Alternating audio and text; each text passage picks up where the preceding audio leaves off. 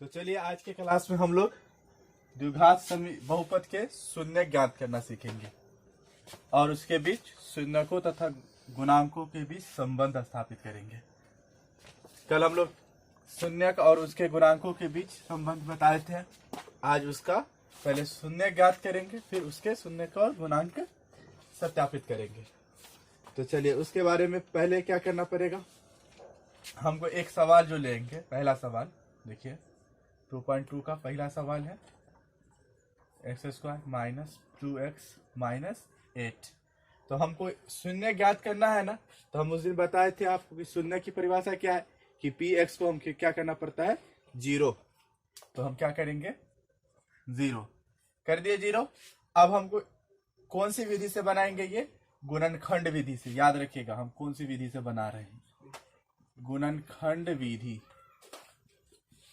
गुणनखंड विधि में क्या है वो देख लीजिए। हम ज्ञात कर रहे हैं शून्यक, कौन सी विधि से, गुणनखंड विधि से।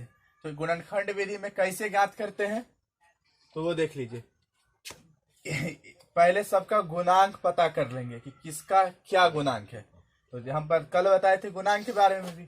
तो x² का गुणांक क्या है, कुछ नहीं है तो 1 है। ये हम पता कर लिए, इसकी जरूरत हमको पड़ेगी तब जब हम ये ज्ञात करेंगे शून्यक और उसके गुणांक के बीच संबंध। तो हम पहले पता कर लेते हैं। तो a का कितना गुणांक है, a बराबर कितना लिखा है यहाँ पर, 1। अब हम जानते हैं। फिर x के गुणांक को b कहते थे, तो b बराबर कितना है, -2। c बराबर क्या है, -8। तो ये तो हम लोग पता कर लिए गुणांक। तो गुणनखंड विधि में क्या करना होता है वो देख लीजिए। गुणनखंड विधि में a को c से गुना करेंगे। पहला काम, a को c से गुना। तो a को c से गुना करेंगे तो a कितना है, 1, c कितना है, -8। तो 1 गुने -8 कितना, -8। अब हम ये जो 8 आया वो 8 को हम अभाज्य गुणनखंड निकालेंगे। याद रखिएगा पहला काम क्या किए, गुणनफल किए। फिर जो आया गुणनफल उसको हम क्या किए, गुना किए। गुणनफल नहीं लिखिए, गुना किए। उसका दूसरा काम क्या करना है, अभाज्य गुणनखंड। गुणनखंड किसका, गुणनखंड आया हुआ गुणनफल का। तो 8 का गुणनखंड करना है। तो 2 चौका 8, 2 दूना 4। अब हमारे पास क्या सब आया, 2 गुना 2 गुना 2, 3 गो 2 आया। अब हम इन 3 गो जो 2 है इसको इस तरह से तोड़ना है। 2 रूप है तोड़ने के, या तो प्लस के रूप में तोड़िए या तो माइनस के रूप में तोड़िए। तो इस रूप में, दोनों के रूप में इस तरह तोड़िए कि हमको b आ जाए। तो b हमारा क्या है, -2। तो हम इसको पहले 2 टर्म में तोड़ने की कोशिश करते थे। 2 दूना 4, एक अकेला बचा 2। तो 4 में 2 पहले जोड़ के देखते, 4 में 2 जोड़ेंगे तो कितना होगा, 6। हमारा क्या b 6 है, नहीं, तो नहीं होगा प्लस वाला। माइनस करके देखते हैं, तो 4 में से 2 घटाते हैं तो क्या 2 आता है। तो हाँ आ तो रहा है, यहाँ देखिए 2, लेकिन हमको लाना क्या है, -2। तो -2 लाने के लिए क्या करना पड़ेगा, 2 में से 4 घटाएंगे। हम 4 में से 2 घटा रहे थे, अब 4 में से 2 में से 4 घटा देंगे तो क्या हो जाएगा, 4 में से 2 में से 4 घटेगा तो -2। तो हमारे पास -2 प्राप्त हुआ। कौन सा 2 टर्म आएगा, -4 और 2। हम इसको लिखते हैं x² माइनस, पहले प्लस ले लेते हैं, +2x -4x -8 बराबर 0। हम यहाँ पे +2 पहले क्यों लिए, फिर माइनस क्यों लिए, क्योंकि ये वाला संख्या क्या है, प्लस में, इसलिए हम इसको प्लस में ले लिए। अब हम दोनों में, ये 2 जो हमको मिला जोड़ा, इन दोनों में क्या, दोनों में एक जैसा है, उसको अलग करेंगे, उसको कहते हैं कॉमन लेंगे। क्या लेंगे, कॉमन। तो कॉमन कैसे लेंगे, तो देखिए x² का मतलब क्या है, एगो 2 गो x थे, एगो x बाहर ले लिए, क्योंकि इसमें भी एगो x दिखाई दे रहा था। ये दोनों में, इसमें 2 गो x, इसमें एगो x बाहर ले लिए। हम क्या बोले हैं, तो जो दोनों में हो, तो दोनों में x है, लेकिन क्या गो x है, दोनों में एगो x है, तो एगो x बाहर ले लिए। तो बचा क्या, इसमें एगो x, और इसमें क्या बचा, सिर्फ 2। और इन दोनों में देखिए, तो दोनों में माइनस है तो दोनों माइनस यहाँ ले लिए, बाहर ले लिए। और अब दोनों में x नहीं है तो दोनों में क्या नहीं, क्या है, तो 4 देखते हैं, 8 है तो 4 दूना 8 होता, तो 4 बाहर ले लिए यानी कॉमन ले लिए। x इसमें बचा, इसमें क्या बचा, +2। अब +2 कैसे बचा, तो देखिए जब माइनस को तोड़ते हैं ना तो दो गो संख्या मिलती है, एगो प्लस गुना माइनस, यानी प्लस को माइनस से गुना करेंगे तो हमको क्या मिलेगा, माइनस मिलेगा। तो हम माइनस ले लिए तो बचा क्या है, प्लस, तो प्लस लिख दिए। ये बताया गया है पिछले क्लास 8वीं में। तो अब देखिए दोनों में सेम क्या है, x + 2 और इसमें x - 4। अब हम एक एक करके शून्य के लिए क्या करना पड़ता है, शून्य के लिए x + 2 = 0, x बराबर -2, फिर x - 4 बराबर 0, x बराबर 4। अब दोनों में देखिए पहला वाला को हम अल्फा मानते हैं, अल्फा बराबर कितना, -2। दूसरे वाले को हम बीटा मानते हैं, तो दूसरा बराबर कितना हो गया, बीटा बराबर 4। तो शून्य तो हमारा ज्ञात हो गया, कह रहा है कि शून्य ज्ञात कीजिए, तो शून्य ज्ञात तो हो गया, लेकिन कहता है सवाल कि शून्य ज्ञात करने के साथ साथ शून्य को और उसके गुणांकों के बीच संबंध बताइए। तो यहां तक समझ में आ गया है, कोई दिक्कत नहीं। तो चलिए लिखेंगे, इसके बाद लिखेंगे शून्य को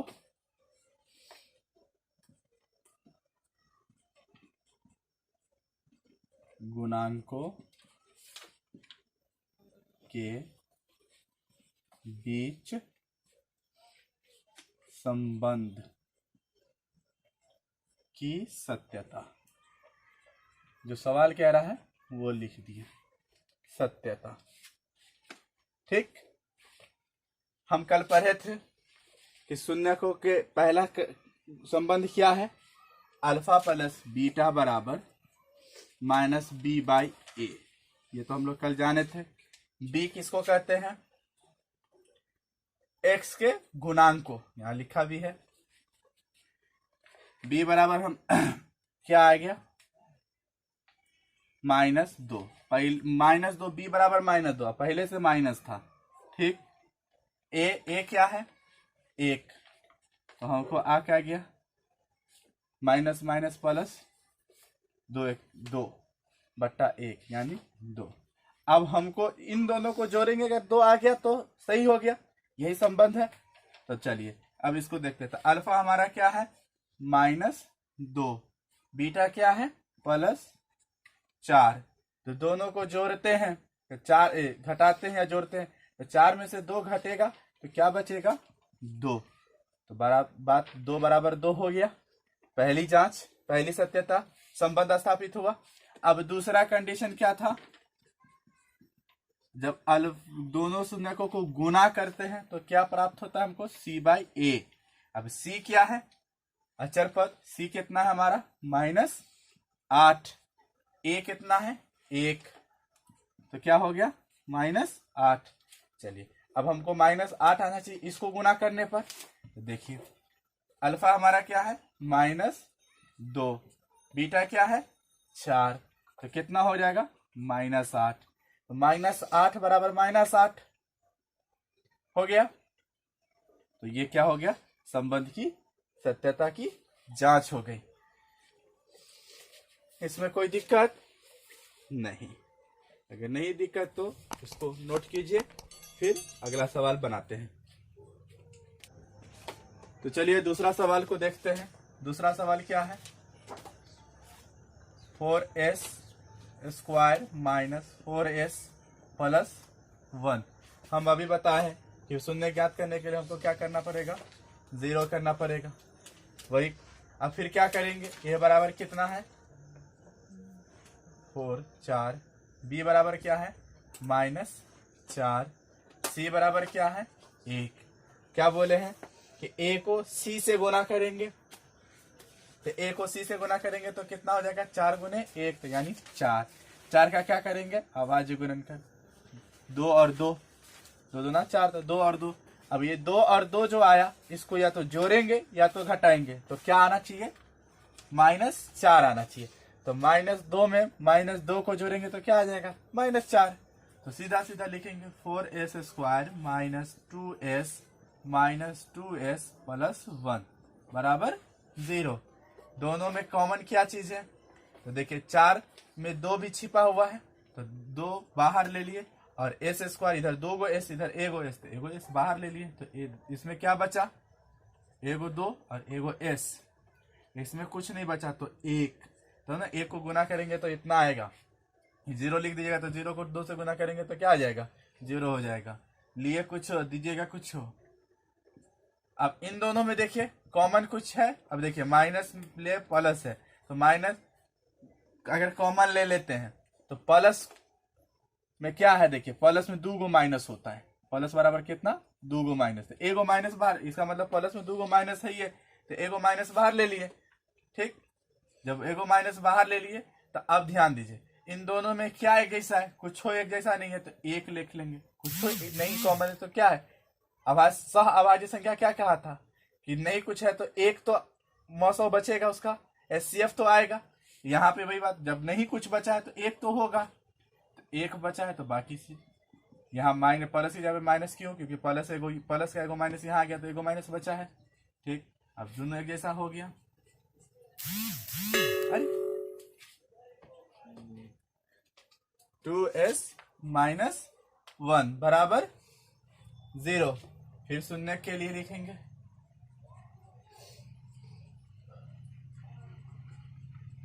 शून्य के लिए 2s - 1 बराबर 0, 2s बराबर 1, s बराबर 1/2, फिर 2s - 1 बराबर 0, तो 2s बराबर 1, s बराबर 1/2। अब हमको अल्फा बराबर क्या मिल गया, 1/2, बीटा बराबर क्या मिल गया, 1/2। जब हमको ये मिल गया, अब हम क्या करना है, शून्यक तो ज्ञात हो गया, तो शून्यकों के और गुणांकों के बीच संबंध, तो लिखेंगे शून्यक और या तथा गुणांकों के बीच संबंध की सत्यता की जांच। हम जांच ही कर रहे हैं कि क्या ये है कि नहीं। तो देखिए पहला कंडीशन क्या कहता है, दोनों शून्यकों को जोड़ेंगे तो क्या आना चाहिए, -b/a आना चाहिए। तो -b, तो b क्या है, -4, पहले से एगो माइनस है, ये है -4 बट्टा a कितना है, 4 है, तो 4/4/4 काटेंगे तो क्या आ जाएगा, 1। यानी हमको अल्फा और बीटा को जोड़ेंगे तो कितना आना चाहिए, 1 आना चाहिए। तो हमारे पास अल्फा कितना है, 1/2, बीटा कितना है, 1/2, तो 1/2 जोड़ 1/2, या तो सीधा सीधा ऐसे कर, आधा जोड़ आधा कितना, 1, या फिर क्या करिए ऐसे बटा पे का जोड़ बनाइए, फिर उस तरह से, तो आधा जोड़ आधा कितना हो जाएगा, 1 बराबर 1, पहला सत्यता। दूसरी सत्यता क्या है, दोनों को जब गुना करेंगे तो क्या आना चाहिए, c/a, तो c हमारा क्या है, 1, a क्या है 4 यानी 4, 1/4 आना चाहिए, यानी अल्फा क्या है हमारा 1/2, बीटा क्या है 1/2, दोनों को एक गुने एक कितना, 1, 2 दूना 4, देखिए दोनों में बराबर है, इसमें हो गया 1/4 बराबर 1/4, और इसमें 1 बराबर 1, सत्यता की जांच। ये हमारा दूसरा सवाल था, इसमें किसी को दिक्कत नहीं तो नोट कर लीजिए इसको, फिर तीसरा सवाल पे चलेंगे। चलिए अब तीसरा सवाल क्या है, 6x² - 3 - 7x। क्या ये हम कल बताए थे कि सब सवाल द्विघात बहुपद का किस रूप में होगा, a x square plus b x plus c के रूप में होगा। क्या ये इस रूप में है, नहीं है, तो इस रूप में लिखेंगे तो क्या हो जाएगा 6x square minus 7x minus 3 लिख लिए। तो अब हम यहाँ पे से फिर जो सवाल था हमारा फिर उसी तरह से बनाएंगे। तो शून्य ज्ञात करने के लिए क्या करना पड़ता है, बहुपद को 0 करना पड़ता है। तो a बराबर कितना है हमारा 6, b बराबर कितना है -7, c बराबर कितना है -3। हम क्या करेंगे, a को c से गुना तो 6 त्रिक 18, 18 को हम क्या करेंगे गुणनखंड करेंगे, 2 नमा 18, 3 तिया 9। हमको लाना कितना है 2 टर्म करके -7, तो 3 तिया 9 और 2 अलग हो गया, तो 9 में से 2 घटेगा तो कितना आएगा 7, लेकिन -7 लेना, तो 2 में से 9 घटा देंगे तो क्या लिखेंगे 6x square plus 2x minus 9x, तो 2 में से 9 घटा दिए तो -7x माइनस 3 बराबर 0। अब हम क्या इन दोनों में कॉमन लेंगे, और इन दोनों में, तो इन दोनों में कॉमन क्या है 2x, समझ में आ रहा होगा अब धीरे धीरे। तो 2x कॉमन हो गया तो इसमें क्या बचा 3x, इसमें कुछ नहीं बचा तो क्या बचेगा 1। इन दोनों में माइनस है ये तो माइनस बाहर ले लिए, और दोनों में क्या कॉमन है 3, तो कॉमन ले लिए तो इसमें क्या बचा 3x, इसमें क्या बचा 1 बराबर 0। 3x प्लस 1 एक जगह, इन दोनों को एक जगह लिखेंगे 2x माइनस 3 इक्वल 0। तो शून्य के लिए क्या होगा 3x प्लस 1 बराबर 0, तो x बराबर क्या होगा -1/3।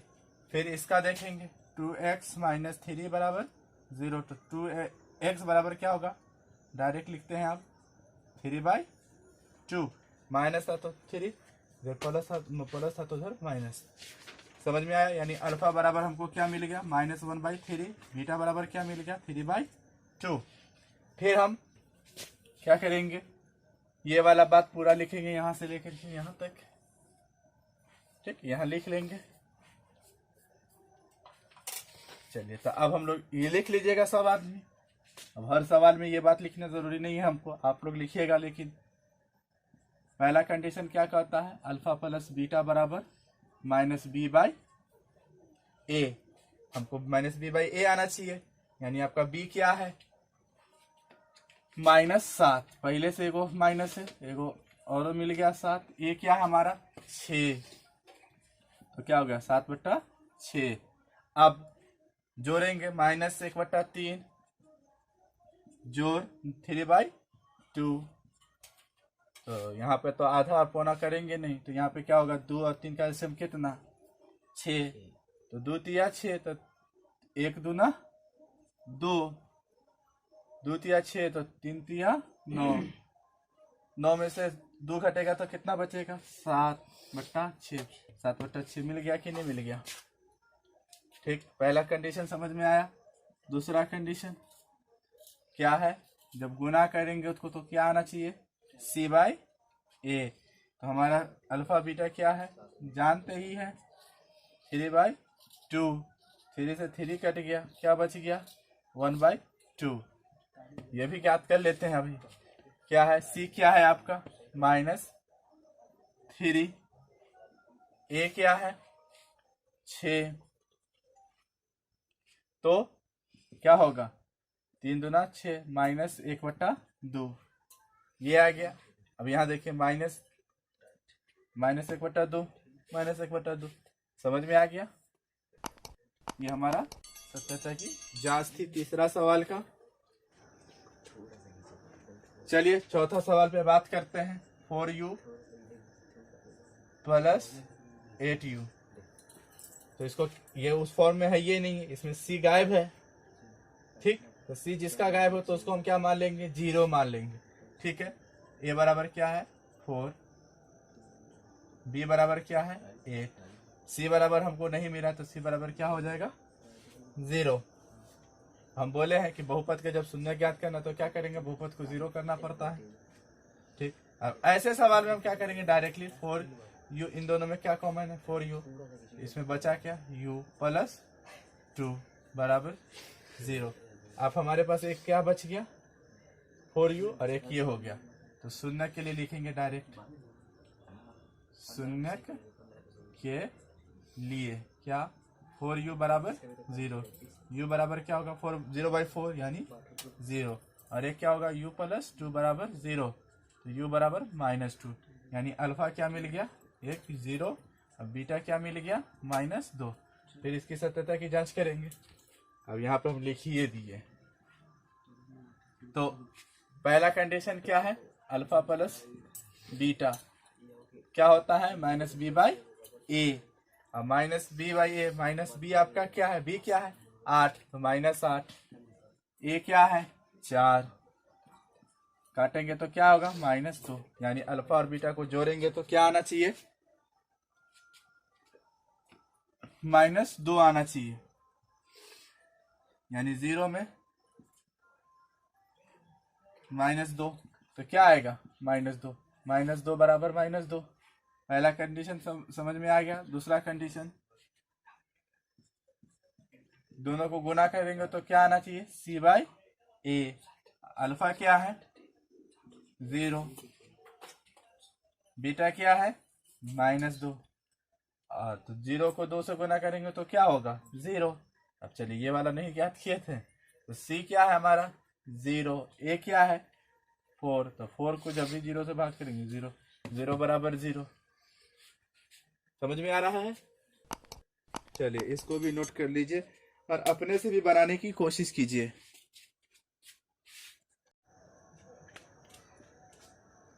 चलिए अब हम पांचवा सवाल की तरफ चलते हैं। t² - 15 शून्य ज्ञात करना है, तो 0 कर दिए। अब इसमें a बराबर कितना t का 1 होता है। अब इसमें x t नहीं दिया हुआ है, ये किस रूप में है t के रूप में है, तो t नहीं दिया हुआ, t² दिया था, t² का तो उसका 1 होता है गुना। अब b दिए ही नहीं है तो b क्या हो गया 0, c बराबर क्या हो गया -15। तो इस सवाल का भी हम कैसे करेंगे t² बराबर क्या t² -15 बराबर 0, तो t² बराबर क्या होगा 15, t √15।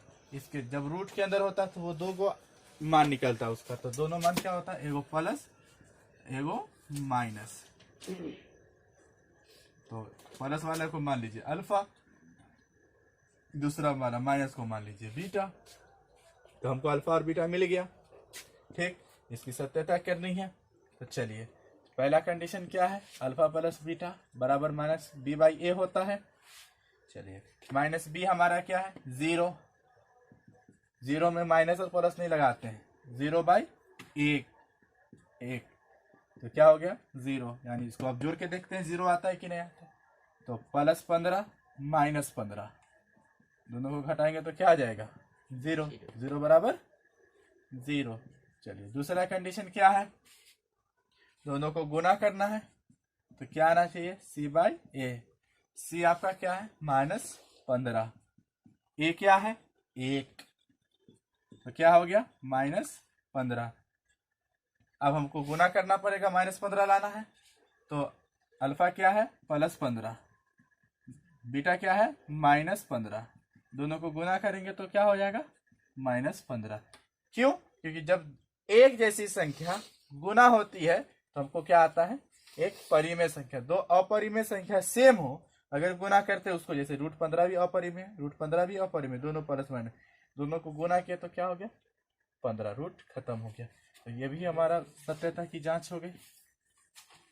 समझ में आ रहा है? बीच में वीडियो को पॉज करके अपने से बनाने की कोशिश करिएगा, ज्यादा समझ में और आएगा। और इस तरह के सवाल एग्जाम्पल ले करके भी बनाइए और सारी बुक से। लास्ट सवाल छठा है, उसको देखते हैं क्या है उसमें। 3x² -x - 4 हमको शून्य ज्ञात करना है तो क्या करना पड़ेगा 0। ठीक, a बराबर कितना इसका 3, b बराबर कितना -1, c बराबर कितना -4। ठीक, अब हमको क्या करना है a को c से गुना करना है, तो 3 को 4 से गुना करेंगे तो कितना हो जाएगा 12, 4 × 12, तो 4 तिया 12, तो इसको तोड़ेंगे अभाज्य गुणनखंड। 6 दूना 12, द्वितीया 6। हमको लाना कितना है? -1। तो हम दो दो टर्म में तोड़े, 2 दूना 4 और 1 3 थे, 4 में से 3 घटाएंगे तो 1 आएगा, लेकिन हमको -1 चाहिए, 3 में से 4 घटा देते हैं। तो चलिए यहाँ लिख लेते हैं 3x² plus 3x minus 4x minus 4। इन दोनों में एक जैसा क्या है? 3। x भी कॉमन है, x भी ले लिए। इसमें बचा क्या? x। इसमें क्या बचा? कुछ नहीं, तो 1। इन दोनों में माइनस कॉमन है, दोनों में और क्या है? 4। बचा क्या? x। इसमें क्या? प्लस 1। एक ये होगा, x प्लस 1 हो गया, और एक 3x माइनस 4 बराबर 0। शून्य के लिए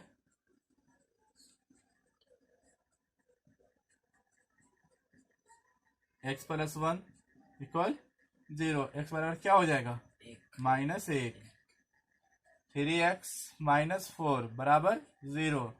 3x बराबर 4। x बराबर क्या? 4/3। तो अल्फा बराबर हमको क्या मिल गया? -1। बीटा बराबर क्या मिल गया? 4/3। 4/3। अभी अल्फा बीटा निकल गया, तो इसके शून्यकों की जांच करनी है हमको। पहला कंडीशन क्या कहता है? जोड़ करके -b/a होता है। चलिए, तो b क्या है हमारा? -1। पहले से एक माइनस था ही। a कितना है? 3। तो माइनस माइनस प्लस 1/3, यानी हम इन दोनों को जोड़नेंगे तो कितना आना चाहिए? 1/3। तो ले लीजिए -1 जोड़ 4/3।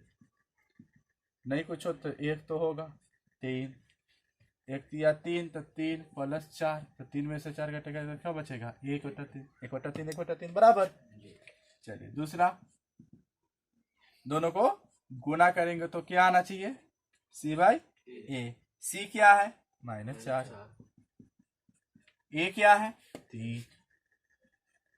यानी दोनों को गुना करेंगे तो क्या आना चाहिए? -4/3। चलिए, -1 4/3, तो गुना करेंगे तो -4/3, दोनों बराबर हो गया। तो ये था आपका 2.2 चैप्टर के हर एक सवाल का हल।